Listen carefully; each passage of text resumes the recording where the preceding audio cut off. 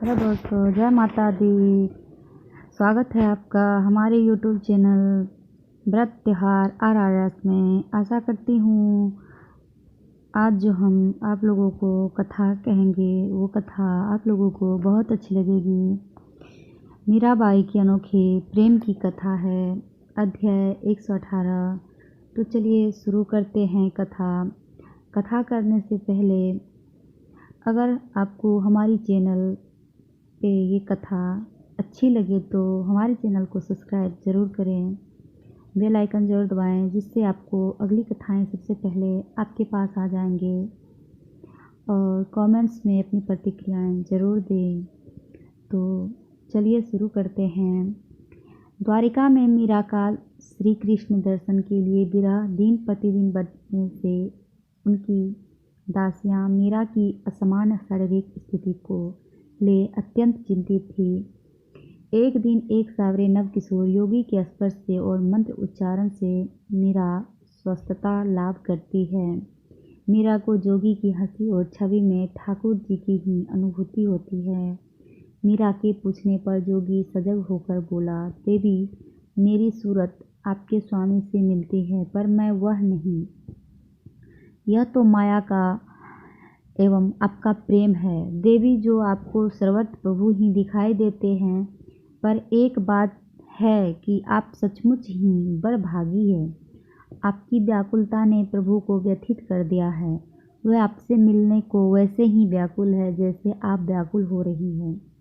वे सर्वेश्वर दयाधाम अपने जनों की पीड़ा सह नहीं पाते। कहते कहते यति की आंखें भर आई। आप कौन हैं? मेरी उपकारी? मीरा ने चकित दुखित प्रसन्न स्वर में पूछा। मैं उनका निजी सेवक। प्रभु ने आपके लिए संदेश पठाया है। क्या कहा मेरे स्वामी ने? क्या कहा? मेरे लिए कोई आदेश दिया है क्या प्रभु ने? कहते ही मीरा की आंखों से आंसुधारा बह निकली और कहा, क्या कहूँ? मुझ अभागिन से उनकी आज्ञा का पालन पूरी तरह से नहीं हो पा रहा। मैं उनका वियोग प्रसन्न मन से नहीं झेल पा रही। निश्चित तो यही किया था कि जब स्वामी की आज्ञा शिरोधार्य की तो मुझे उसे प्रसन्न मुद्रा से निभाना भी चाहिए। पर बताओ, विरह में कैसे कोई प्रसन्न रह सकता है? पर मेरी बात छोड़े, मुझे कहिए, क्या संदेश है प्रियतम का? वे यदि न आना चाहे, आने में कोई कष्ट हो, बाधा हो तो कभी न आए। मैं ऐसा ही जीवन के दिन पूरे कर लूँगी, और फिर जीवन होता ही कितना है। मीरा ने यति से स्नान कर प्रसाद पाने की प्रार्थना की और पीछे खड़े हुए सेवक वर्ग की ओर देखकर बोली, ये सब भी न जाने मेरी चिंता में कब से उपवास कर रहे हैं। मीरा एकदम से उठने लगी तो दोनों ओर से केसर और मंगला ने थाम लिया। चमेली शीघ्रतापूर्वक रसोई में चली गई और कृष्ण यति की सेवा में लग गया। भोजन विश्राम के पश्चात मीरा ने यति के चरणों में प्रणाम किया।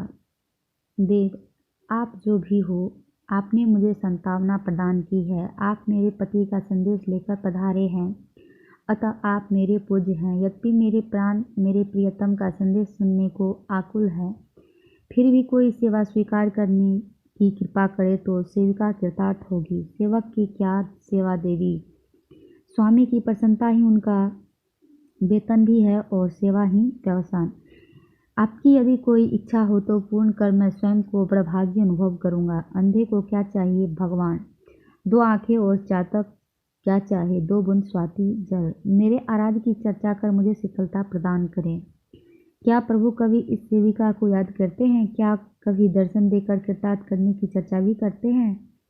आप तो उनके अंतरंग सेवक जान पड़ते हैं, अतः आपको अवश्य ज्ञात होगा कि उनको कैसे प्रसन्नता प्राप्त होती है, उन्हें क्या रुचता है, कैसे जन उन्हें प्रिय है। उनका स्वरूप, आभूषण, वस्त्र, उनकी पहनियाँ, उनकी प्रक्रियाएं, उनका हंसना बोलना, भोजन, क्या कहूँ, उससे संबंधित प्रत्येक चर्चा मुझे मधुर पेय सी लगती है कि जिससे कभी पेट न भरे। यह पिपासा कभी शांत नहीं होती। कृपा कर बस आप उनकी ही बात सुनाएं। देवी, आपका नाम लेकर मेरे स्वामी एकांत में भी विलह हो जाते हैं। विहल हो जाते हैं। उनके वे कमल पत्र से दो नयन भर जाते हैं। कभी कभी उनके आंसू मुक्ता भी ढलक पड़ते हैं। केवल लोक कल्याण के लिए ही आपके परस्पर वियोग सहना पड़ रहा है। मैं तो केवल कई लोक कल्याण नहीं करती योगी राज, मुझे तो अपनी ही व्यथा से अवकाश नहीं है। औरों का भला मैं क्या कर पाऊंगी। यति ने मधुर स्वर में कहा, आप नहीं जानती, पर आपकी इस देश से भक्ति भाव परमाणु विकृत होते हैं, वे ही कल्याण करते हैं। जो आपके पास आते हैं, आपका दर्शन करते हैं, सेवा करते हैं, संभाषण करते हैं, उन सब का कल्याण निश्चित है। आप जिस स्थान का स्पर्श करती है, जहाँ थोड़ी देर के लिए भी निवास किया हो, वह स्थान इतना पवित्र हो जाता है कि इसके स्पर्श मात्र से ही लोग में भगवत स्मृति जागृत हो जाएगी। मीरा ने उन प्रशंसापूर्ण शब्दों पर ध्यान न देते हुए सहज जिज्ञासा से यति से पूछा, कोई ऐसा दिन आएगा कि प्रभु मुझे दर्शन देने पधारेंगे? कहते ही मीरा का गला भर गया और रुंधे हुए कंठ से बोली, मैं अपने विवाह के समय उनका वह रूप भूल नहीं पाती। उसके बाद तो केवल एक बार ही दर्शन पा सकी। सारी आयु रोते कलपते ही बीत गई महाराज। कहने के साथ ही नेत्रों से आंसू की झड़ी लग गई। क्या कहूँ, विधाता की गति जानी नहीं जाती। विधाता ने हिरण को इतने दीर्घ सुंदर कजरारे नेत्र तो दिए, लेकिन उनका उस वन में क्या प्रयोजन। बगुले का श्वेत उज्जवल वर्ण होता है तो उनकी कंठ ध्वनि विचित्र सी होती है, और कोयल चाहे काली होती है पर उनका कंठ कितना मधुर होता है। इसी तरह नदी का जल मीठा और निर्मल रहता है तो समुद्र का जल विस्तृत पर खड़ा होता है।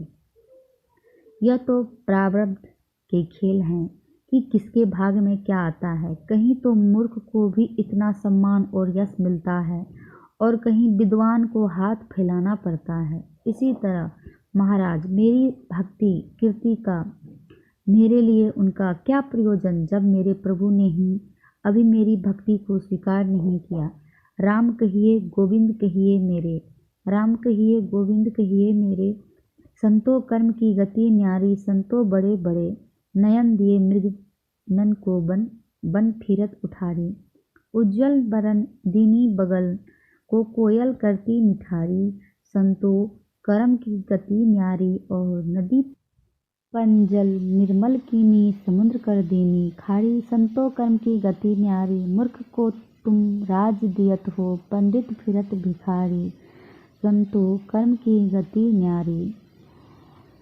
इससे आगे की कथा हम अध्याय 119 में देंगे। तब तक के लिए धन्यवाद।